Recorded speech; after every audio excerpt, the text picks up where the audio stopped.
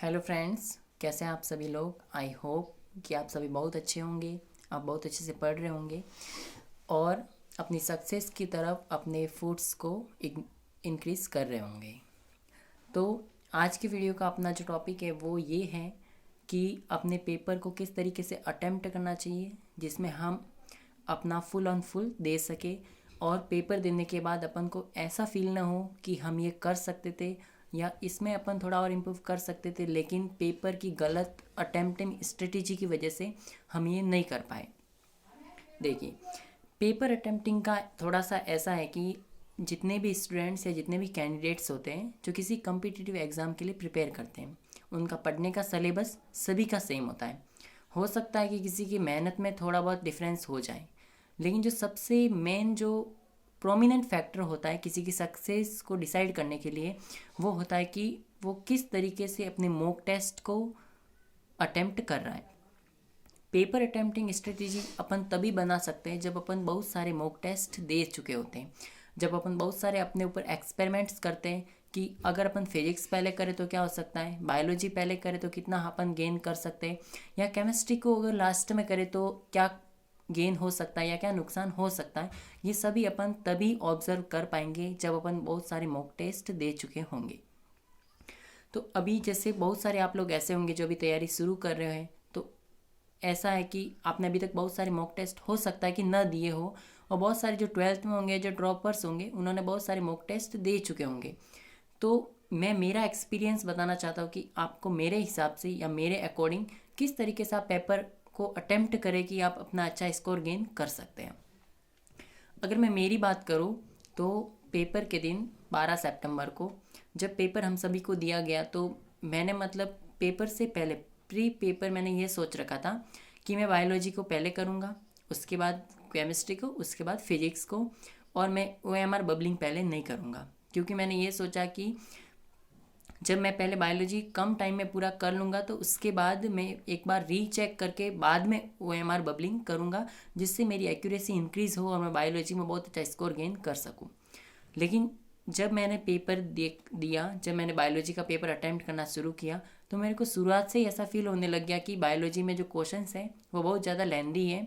शायद हो सकता है कि मेरे पास लास्ट में इतना टाइम न बचे कि मैं वापस पढ़ के एक एक वर्ड को अच्छे से पढ़ते हुए बायोलॉजी को वापस रीचेक कर सकूं और फिर OMR बबलिंग करूं। तो मैंने मेरे जो प्लानिंग थी उसमें थोड़ा सा चेंज किया। मैंने किया ये कि सबसे पहले मैंने बायोलॉजी को अटेम्प्ट कर लिया, और मैंने ये सोच के उसको अटेम्प्ट किया कि ये फर्स्ट चांस है और यही लास्ट चांस है बायोलॉजी को सही से करने का, क्योंकि उसके बाद टाइम नहीं बचने वाला। क्योंकि पेपर का पैटर्न अलग था, 200 क्वेश्चंस को अपन को एक्यूरेसी के साथ रीड करना था। तो अगर मैं वापस दोबारा अटेम्प्ट करने की कोशिश करता तो हो सकता है कि शायद मेरे कुछ क्वेश्चंस को मैं पढ़ ही नहीं पाता, कुछ क्वेश्चंस को अटेम्प्ट ही नहीं कर पाता। बायोलॉजी को करते हुए मैंने ये ध्यान में रखा कि मेरे को बायोलॉजी में एक पेपर को पेन के साथ मार्क करते हुए चलना है, उसको किसी भी वर्ड को स्किप नहीं करना है, और बड़े ध्यान से पढ़ते हुए सारे ऑप्शंस को अच्छे से चेक करते हुए चलना है। ऑप्शंस में मैंने ये किया कि हो सकता है किसी ऑप्शंस में आपको ऐसा लगे कि पहला ही उसका करेक्ट है, लेकिन मैंने किसी भी ऑप्शंस को छोड़े नहीं। मैंने चारों ऑप्शंस जल्दी जल्दी देखे और उसके बाद मैंने फुल कॉन्फिडेंस के साथ अपने आंसर को मार्क किया। जब बायोलॉजी का मैंने पेपर किया, जब मैं पूरा उसको अटेम्प्ट कर चुका था, तो उसमें कुछ क्वेश्चंस ऐसे भी थे जहाँ मेरे को लगा कि इस क्वेश्चन में मेरे को डाउट है। जहाँ पे भी मेरे को थोड़ा सा भी अगर 1% भी लगा कि ये क्वेश्चन मेरा गलत हो सकता है, डाउट हो, उसको मैंने मार्क कर लिया और उसको मैंने लास्ट के लिए छोड़ दिया कि नहीं, इसको मैं सबसे लास्ट में अटैम्प्ट करूँगा। क्योंकि अगर आप हार्ड क्वेश्चन के थ्रू पहले से ही फेस कर लेंगे तो आपको हो सकता है कि पेपर के थ्रू आउट आपको ये डर लगता रहेगा कि शायद हो सकता है कि आप ये क्वेश्चन अटैम्प्ट ही ना कर पाए। उन क्वेश्चंस जो मेरे को थोड़े बहुत टफ लगे उनको मैंने शुरुआत में स्किप किए, और बाकी जितने क्वेश्चन जो मेरे को इजी लग रहे थे उनको मैंने जल्दी जल्दी अटेम्प्ट किए बड़ी एक्यूरेसी के साथ, क्योंकि मेरे को पता था दोबारा मौका नहीं मिलने वाला चेंज करने के लिए। जब बायोलॉजी का मैंने पूरा पेपर अटेम्प्ट कर लिया, उसके बाद जो कुछ क्वेश्चन 5-6 जो मेरे रह गए थे उनको मैंने एक बार के लिए स्किप कर दिया मार्क करके, और मैंने OMR बबलिंग की। OMR बबलिंग बड़े ही ध्यान से करनी है, क्योंकि आपने पेपर में क्या मार्क किया ये एनटी वालों के पास नहीं जाने वाला है। आपकी जो OMR है वो एनटी वालों के पास जाएगी, कंप्यूटर में वो स्कैन होने वाली है, तो उसको बड़े ध्यान से भरना है। उसके बाद अपन आते हैं केमिस्ट्री पे। तो केमिस्ट्री का ऐसा था कि मेरे को कुछ थ्योरेटिकल क्वेश्चंस दिखे पहले, तो सबसे पहले मैंने उन्हीं को अटैम्प्ट करने की कोशिश की। जैसे इनऑर्गेनिक में, ऑर्गेनिक में जो मेरे को क्वेश्चंस इजी लगे, जो थ्योरेटिकल थे, उनको मैंने जल्दी से अटैम्प्ट किए। उसके बाद जब मैं फिजिकल पे गया तो फिजिकल में मेरे को ऐसा फील होने लगा पर्सनली कि शायद ये क्वेश्चंस मेरे को टफ लग रहे हैं। अगर मैंने पहले इनको फेस करने की कोशिश की तो शायद फिजिक्स के क्वेश्चन मेरे से अटैम्प्ट नहीं हो पाएंगे। स्पेशली मैं फिजिक्स के लिए थोड़ा मतलब टेंस था कि हो सकता है कि मेरा फिजिक्स का पेपर शायद ख़राब हो जाए, क्योंकि ऑलरेडी मेरी फिजिक्स बहुत वीक थी, तो उसको मेरे को बहुत अच्छे से करना था। और मैं फिजिक्स को अच्छे से करने के लिए केमिस्ट्री में फिजिकल पहले करने का रिस्क नहीं ले सकता था, क्योंकि वहाँ मेरे को क्वेश्चंस थोड़े से टफ लग रहे थे। तो मैंने फिजिकल में जो 1-2 क्वेश्चन जो मेरे को इजी लग रहे थे उनको मैंने पहले अटैम्प्ट कर दिया और उनके OMR भर दी। उसके बाद जो थ्योरेटिकल थे वो मैं पहले ही कर चुका था केमिस्ट्री में, तो 1-2 फिर भी रह गए थे, उनको मैंने लास्ट के लिए छोड़ दिया कि इनको मैं लास्ट में करूँगा। उसके बाद जब मैं आता हूँ फिजिक्स पे, तो फिजिक्स में ऐसा था कि फिजिक्स के क्वेश्चंस ऑलरेडी डर बैठा रहता है बहुत सारे स्टूडेंट्स के मन में कि फिजिक्स सबको टफ लगता है, तो डर भी लगता है कि अपन अच्छा स्कोर गेन कर पाएंगे या नहीं कर पाएंगे। हो सकता है कि आप सिली एरर्स कर दे। तो इससे बचने के लिए ये है कि आप पहले क्वेश्चंस को रीड करेंगे, जैसे मैंने किया।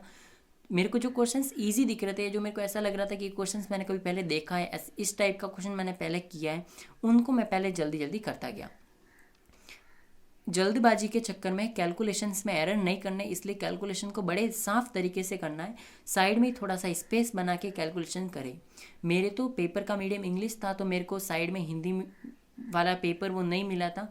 जो हिंदी मीडियम सेलेक्ट करते हैं उनका पेपर दोनों लैंग्वेज में आता है, तो वो अगर कोई इंग्लिश मीडियम का स्टूडेंट है तो वो हिंदी मीडियम की साइड कैलकुलेशन कर सकता है, ताकि उसका इंग्लिश साइड का जो पेपर है वो ख़राब ना हो, उसमें जो क्लियरिटी है वो बनी रहे और आपको कोई मिसअंडरस्टैंडिंग ना हो जाए।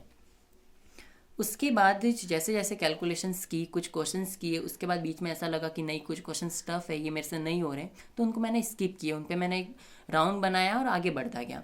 जब मैंने फर्स्ट राउंड फिजिक्स में लगाया तो मेरे से कुछ 24-25 क्वेश्चन ही अटैम्प्ट हो पाए थे। उसके बाद मेरे को ऐसा फील होने लगा कि नहीं फिजिक्स टफ है, शायद मेरे से नहीं होगा, तो ऐसे थोड़ा सा प्रेशर भी बिल्टअप होने लग गया था। हालांकि बायोलॉजी हो गया था, 5-6 क्वेश्चन रह गए थे, फिर भी एक प्रेशर था माइंड में कि फिजिक्स अगर अच्छा नहीं हुआ तो शायद रैंक अच्छा नहीं आएगा। उसके बाद अगर मैं बताऊँ तो मैंने फिर केमिस्ट्री करना शुरू किया, क्योंकि केमिस्ट्री में मेरे को ऐसा लगा कि शायद अब फिजिकल के क्वेश्चन थोड़े बहुत हो जाएंगे, क्योंकि फिजिक्स में 25 से क्वेश्चन हो गए तो थोड़ा बहुत कॉन्फिडेंस आ गया था कि कम से कम 100 मार्क्स तो आ जाएंगे। फिजिकल में फिर क्वेश्चन करने लगा। पहले सेक्शन बी के थोड़े बहुत देखे, उनको किए, उनमें कोशिश की कि कम से कम 10 पूरे कर दूँ ताकि सेक्शन ए भी बाद में मैं कर सकूँ। फिर मैंने सेक्शन ए किया उसमें, और धीरे धीरे करते हुए लगभग फिजिकल के क्वेश्चंस भी हो गए थे। उस टाइम लगा कि नहीं फिजिकल ईजी था, अच्छा हुआ पहले फिजिक्स कर लिया ताकि थोड़ा कॉन्फिडेंस आ गया। फिजिकल में क्वेश्चंस करने के बाद फिर भी 1-2 क्वेश्चन रह गए जो मेरे को मेमोरी बेस्ड थे, जो मतलब मगअप टाइप के क्वेश्चन थे, जो मेरे को याद नहीं आ रहा था। उसमें मैंने सोचा कि हो सकता है कि लास्ट में याद आ जाए, क्योंकि जब अपन मॉक टेस्ट देते तो अपन को हमेशा ऐसा फील होता है कि जो क्वेश्चंस अपन से शुरुआत में नहीं होते वो लास्ट में हो जाते हैं, क्योंकि अपने जितने क्वेश्चन अटेम्प्ट्स किए होते हैं जब उनके नंबर बढ़ते तो अपन को कॉन्फिडेंस आने लगता है कि हाँ अब अपन ये क्वेश्चन कर पाएंगे। उस जो 1-2 क्वेश्चन फिजिकल या केमिस्ट्री में जो मेरे रह गए थे उनको मैंने छोड़ दिया था। फिर मैंने बायोलॉजी पे वापस गया कि जो बायोलॉजी में क्वेश्चंस रह गए हैं उनको कर लेता हूँ। वापस से पूरा देखने का तो टाइम था नहीं, और वैसे भी OMR बबलिंग हो चुकी थी, तो अब देखने का कोई मतलब भी नहीं रहता, आप उसमें कुछ चेंज नहीं कर सकते। तो फिर जो 2-3 क्वेश्चन जो रह गए थे 5-6 उनको मैंने वापस अटैम्प्ट किया। जो एसर्शन टाइप के क्वेश्चन थे जिनमें मतलब ज़्यादातर बच्चों को डाउट होता है कि जब ए और बी दोनों ही, जिसमें डाउट होता है कि दोनों ही हो सकते हैं, तो उसको बड़े ध्यान से किया, उनको देखा कि कुछ गलत नहीं होना चाहिए। सेक्शन बी में मैंने वही क्वेश्चन सेलेक्ट किए जो मैं बिल्कुल श्योर था कि मेरे सही होंगे। जो भी चैप्टर मेरे को थोड़ा भी टफ लगता था उनके क्वेश्चंस को मैंने छुआ तक नहीं। जैसे कि फिजिक्स का एग्जांपल दूँ तो रे ऑप्टिक्स मैंने थोड़ा ही पढ़ा था, इतना अच्छे से नहीं पढ़ पाया था, क्योंकि वो मेरे को थोड़ा सा टफ लगता है, उसमें मैथमेटिकल ज्योमेट्री का यूज़ होता है और मैथ्स मेरी थोड़ी वीक थी। तो मैंने सेक्शन बी या सेक्शन ए में जो भी रे ऑप्टिक्स के क्वेश्चन आए थे एक बार के लिए उनको स्किप किया, उनको लास्ट में करने की कोशिश की, और लक अच्छा था कि लास्ट में वो क्वेश्चन मेरे से हो गए थे। इस तरीके फिजिक्स का पेपर भी अटैम्प्ट हुआ, केमिस्ट्री का भी हुआ और बायोलॉजी का भी हुआ। उसके बाद भी एक क्वेश्चन केमिस्ट्री में ऐसा था जो मेरे को नहीं आ रहा था।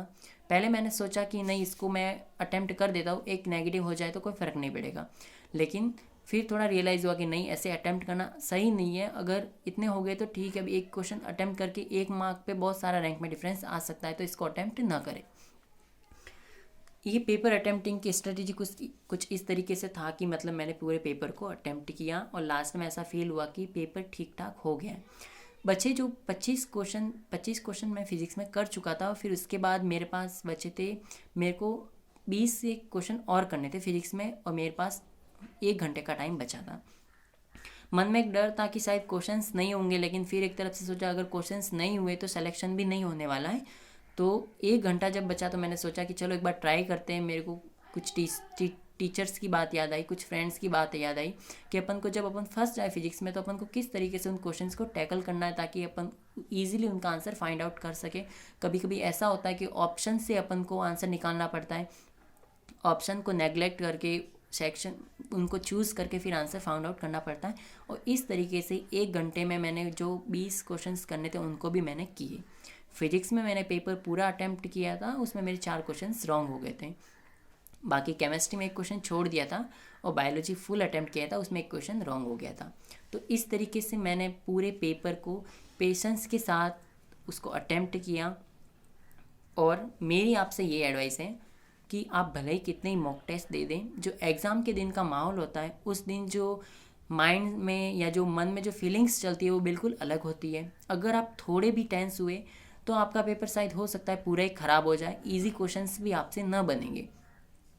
पेपर के दिन को अच्छा करने के लिए कम से कम इतना करें कि आप जब पेपर करने बैठे तो रिलैक्स रहें, पानी अच्छे से पी के बैठे, और उसके बाद अपने क्वेश्चंस को बड़े ध्यान से पढ़े, शांति से एक एक क्वेश्चन को करते चलें। सभी क्वेश्चंस को ऐसा नहीं कि एक साथ देखने लग जाए। कुछ लोग ऐसा करते हैं कि पूरे पेपर को एक बार विजिट करते हैं, उसके बाद सेलेक्ट करते हैं कि हमको ये क्वेश्चंस करने हैं। मैंने ऐसा नहीं किया, क्योंकि मेरे को ऐसा लग रहा था कि अगर पूरे पेपर को देखने में कोई क्वेश्चंस मेरे को ऐसे दिख गए जो टफ है, तो हो सकता है कि मैं प्रेशर में आ जाऊँ, मेरे से जो ईजी क्वेश्चन है वो भी नहीं बने। मैंने यही किया कि जो क्वेश्चंस बनते जाएंगे उनको पहले करते चलेंगे, और जो क्वेश्चंस नहीं होंगे उनको स्किप करेंगे, उनको लास्ट में किया जाएगा। बायोलॉजी के लिए स्पेशल ये कहना चाहूँगा कि बायोलॉजी ज़्यादातर बच्चों को बहुत अच्छा आता होता है, तो ये सभी लोग अच्छा करते हैं। अब इसमें प्योरली एनसीईआरटी से क्वेश्चन आते हैं, फिर भी full on full marks gain करना भी एक टफ काम हो जाता है। तो अगर आप फुल ऑन फुल गेन करना चाहते हैं तो अपने पेपर को बड़े ध्यान से करें, अच्छे से क्वेश्चंस को मार्क करते हुए चलें। कुछ ऐसा हो सकता है कि आपको कंसेप्चुअल क्वेश्चंस मिलेंगे, उनको बड़े ध्यान से सोचते हुए करें।